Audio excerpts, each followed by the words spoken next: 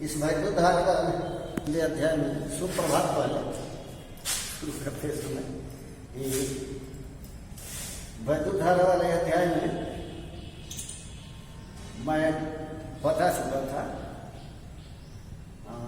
मुक्त electron model के आधार पर जो है ओम के नियम का निर्माण अनुगमन वेग की एक अवधारणा थी। उस अनुगमन वेग की अवधारणा को भी उसमें समाहित किया गया। समीकरण हम लोगों ने कुछ पाया जिसमें था कि I बराबर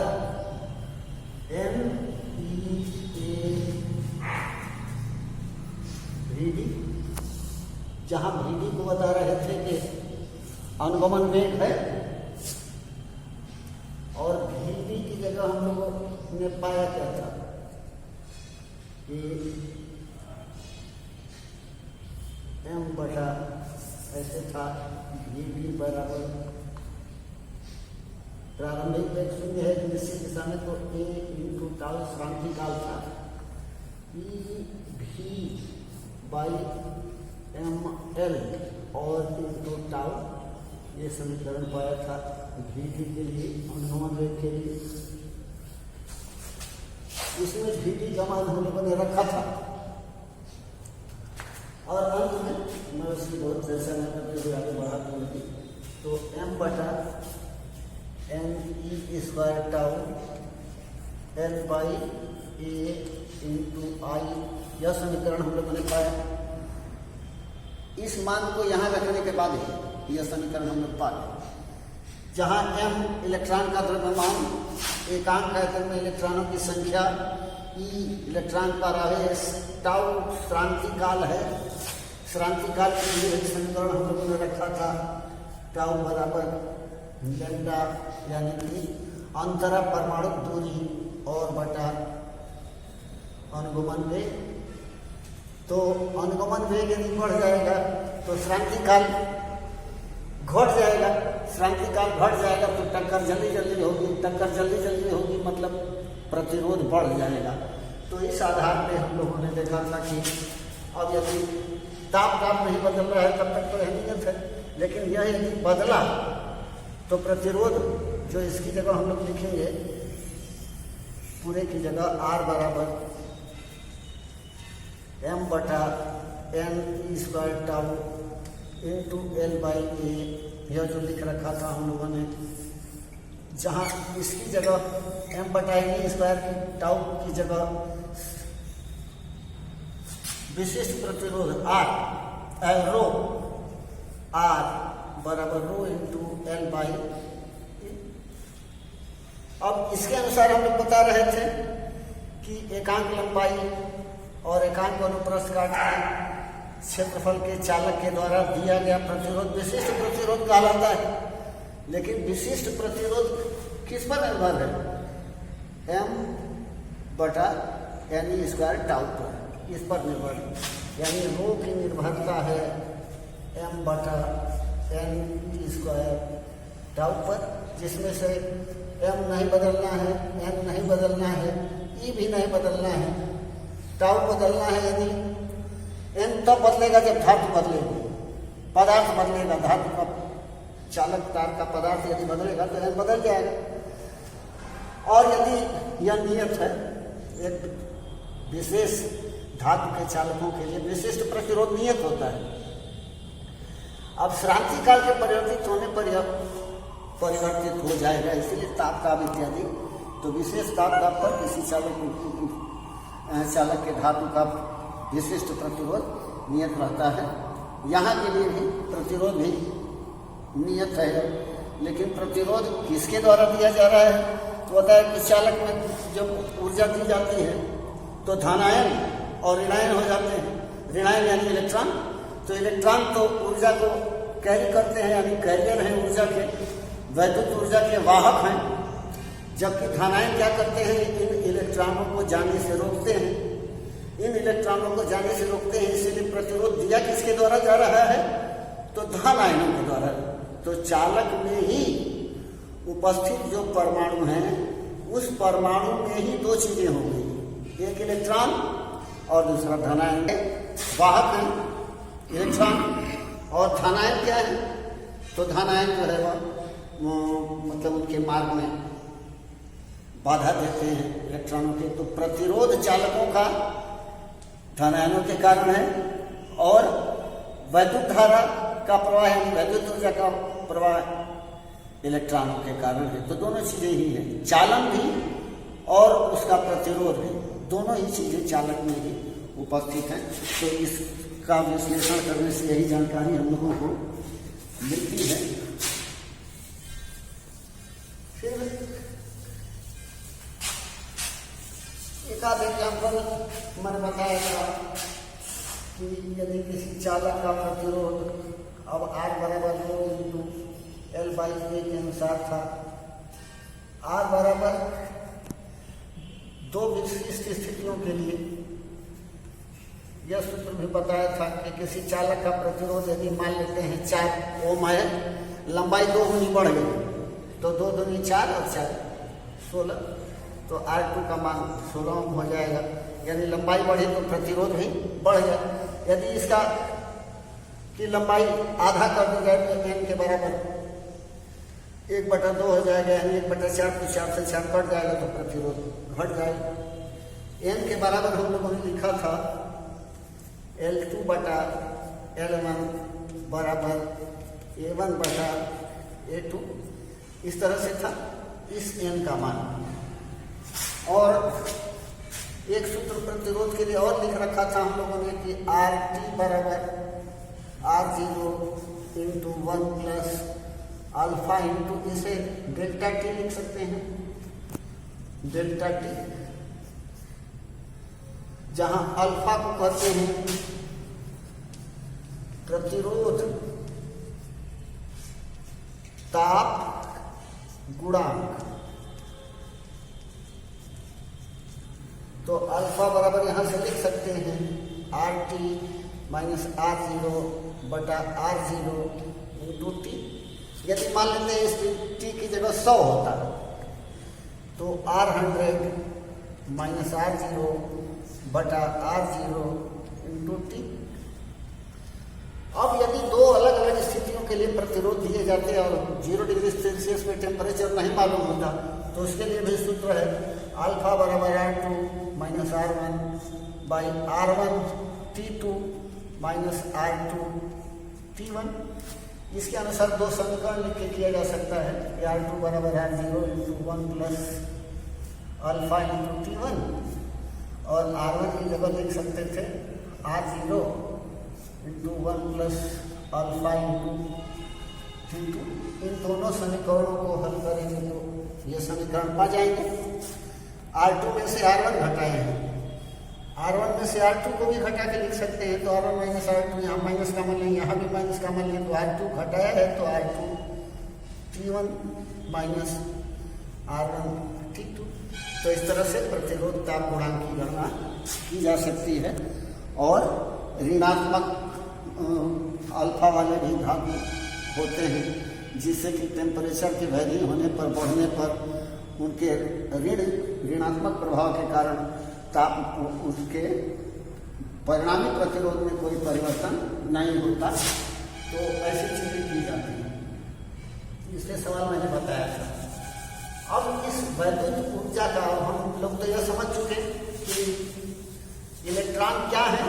तो इलेक्ट्रॉन वैद्युत ऊर्जा के वाहक है, यानी इन्हें आवेश कहा जा रहा है, इलेक्ट्रॉनों के कारण है। तो इलेक्ट्रॉन जो है क्या करते हैं, वैद्युत ऊर्जा का वहन करते हैं और पूरे परिपथ में, सेल सहित पूरे परिपथ में घुमाने का कार्य करते हैं। और आवश्यकता अनुसार जो कार्य करना होता है उस ऊर्जा के द्वारा वो कार्य किया जाता है।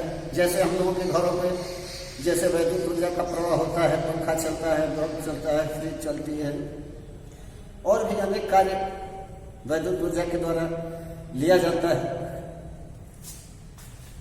तो अब वैद्युत ऊर्जा की शक्ति का अध्ययन किया जाए तो पहले देखने कार्य कैसे होता है। तो कार्य के लिए तो पहले ही अध्याय में हम लोगों ने समीकरण लिखा था W बराबर V इंटू Q, W बराबर V इंटू क्यू, या W बराबर V इंटू क्यू की जगह होता है IT, तो IT लिखा, Q बराबर IT। तो वैद्युत ऊर्जा को पूरे परिपथ में घुमाने में किया गया कार्य W बराबर V into I into T, जहाँ V विभवांतर है, दो सिरों के बीच प्रवाहित धारा है परिपथ में, और T लिया गया समय।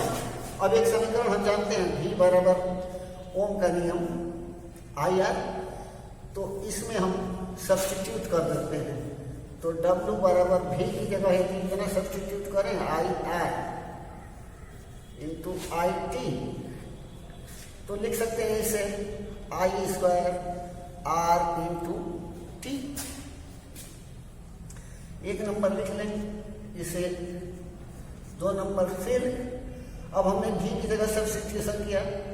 अब यदि हम I बराबर V बाई R इसमें सब्स्टिट्यूट करें तो W बराबर V into V by R और इंटू T। I की जगह V बाई R हमने रख लिया, तो ये समीकरण हो गया V square by R into T। तो यह भी एक समीकरण हुआ कार्य के लिए, यह भी एक समीकरण था, और यह भी एक समीकरण है यहाँ। तो अब ये कार्य किसके द्वारा किया जाता है, तो वैद्युत यंत्रों के द्वारा।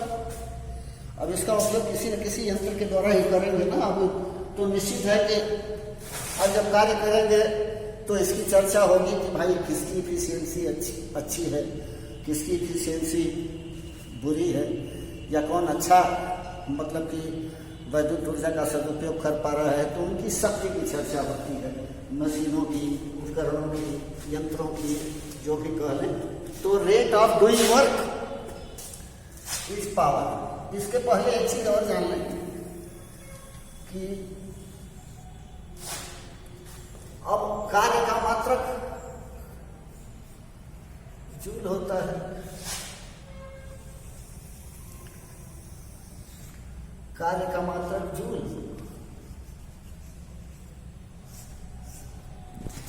इस पर से हम परिभाषित कर सकते हैं कूलाम आवेश को 1 वोल्ट के विभवांतर में किसी वैद्युत परिपथ में एक सिरे से दूसरे सिरे तक ले जाने में किया गया कार्य 1 जूल होता है।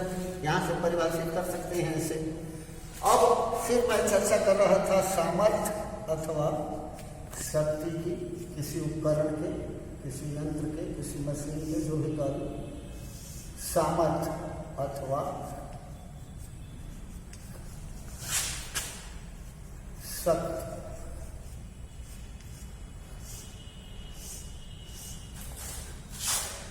तो सामर्थ्य पावर को P से दर्शाते हैं, और पावर बराबर W बाई T। तो जूल प्रति सेकेंड, तो P बराबर 1 जूल प्रति सेकेंड, तो वाट।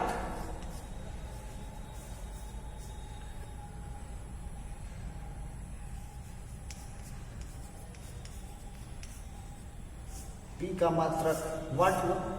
यदि किसी उपकरण में 1 सेकेंड में, उपकरण के द्वारा 1 सेकेंड में 1 जूल के संगत कार्य होता है, तो उसकी सामर्थ्य 1 वाट कही जाएगी।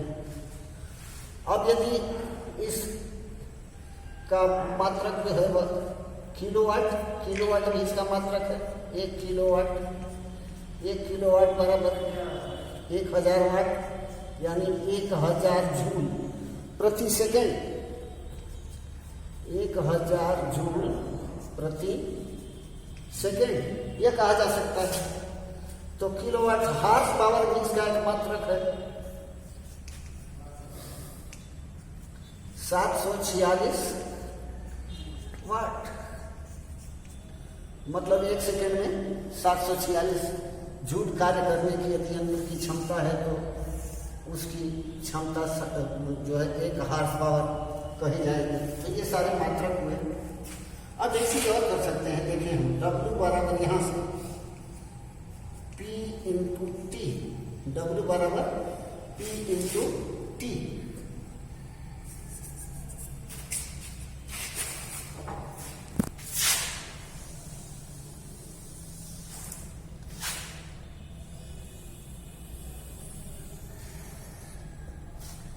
तो हमने लिखा यहाँ W बराबर P इंटू टी। तो W बराबर P इंटू टी से एक चीज यहाँ देखें कि W का मात्रक एक और में ये देखें, यदि P का मात्रक यानी P का मान 1 किलोवाट और उसके द्वारा 1 घंटे तक कार्य किया जाता है, तो 1 किलोवाट घंटा यह कार्य का मात्रक हुआ। कार्य का मात्रक 1 किलोवाट घंटा हुआ, यानी 1 घंटे में 1 किलोवाट विद्युत शक्ति व्यय करने की या उपयोग करने की क्षमता जिस यंत्र की होगी वह 1 किलोवाट घंटा कही जाएगी। तो इलेक्ट्रिकल यूनिट्स की बात आती है, यूनिटों की जो उपयोग में आता है बिजली बोर्ड के द्वारा जो मीटर वगैरह लगाया जाता है। तो यूनिटों की संख्या के लिए एक सूत्र लिखते हैं, वोल्ट इंटू एम्पियर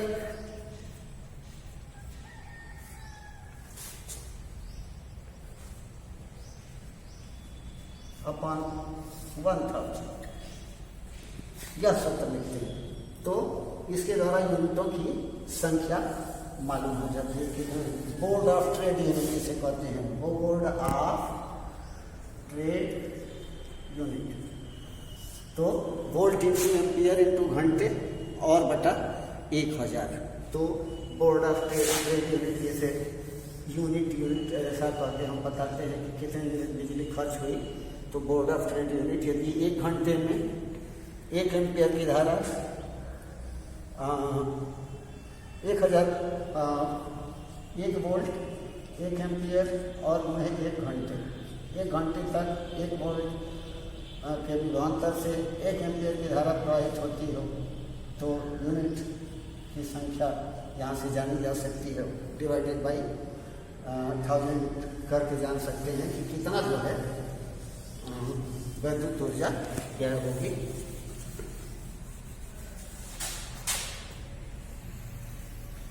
अब एक चीज और देखें कि 1 किलोवाट घंटा बराबर, तो 1 किलोवाट यानी 1000 वाट और उन्हें घंटा मतलब 3600 सेकेंड। तो 1000 गुणे 3600 गुणे वाट और गुणे सेकेंड। तो वाट इंटू सेकेंड को तो जूल कहेंगे यहाँ से, वाट और इसका मात्रक वाट है, तो वाट बराबर वाट और गुणे सेकेंड बराबर जूल, क्योंकि P बराबर W, वाट बराबर 1 जूल इंटू 1 जूल बराबर 1 वाट और गुणे 1 सेकेंड, तो 1 जूल हो जाएगा वह। ठीक उसी प्रकार अब लिख सकते हैं वाट इंटू सेकेंड की जगह जूल लिखेंगे। तो अब 3 और 3 6 यानी 10 पर घात 6। अब 3.6 गुणे 10 पर घात 6 ये जूल हुआ 1 किलोवाट घंटे के बराबर। तो इस तरह से हम जान सकते हैं कि कितनी ऊर्जा व्यय हुई है। तो इस तरह से मैंने वैद्युत ऊर्जा से संबंधित वैद्युत धारा, वैद्युत धारा का प्रवाह, ओम के नियम का निगमन और किस प्रकार जो है वह प्रतिरोधों का संयोजन कर सकते हैं वो हमने देखा। फिर श्रेणी में समांतर क्रम में होने पर क्या क्या चीज़ें, क्या क्या सूत्र हम लिख सकते हैं कि श्रेणी में जोड़ने पर प्रतिरोध बढ़ता है और समांतर क्रम में जोड़ने पर घटता है। संधारित्रों में ठीक इसका उल्टा होता था कि श्रेणी में जोड़ने पर संधारित्रों की धारिता घटती थी, जबकि समांतर में जोड़ने पर धारिता बढ़ जाती थी। इस चीज़ को ध्यान रखे रहेंगे। कभी कभी कन्फ्यूजन हो जाता है और हम उल्टा लिख दिया करते हैं, तो ये किसी को ख्याल रखे रहेंगे कि जो प्रतिरोधों के संयोजन में होता है ठीक इसका उल्टा संधारित्रों के संयोजन में होता है। तो इस प्रकार ये जितने सूत्र थे इस अध्याय से संबंधित, वैद्युत धारा से संबंधित, वो मैंने बताया और इसमें तक इतना ही रहने दिया जाए।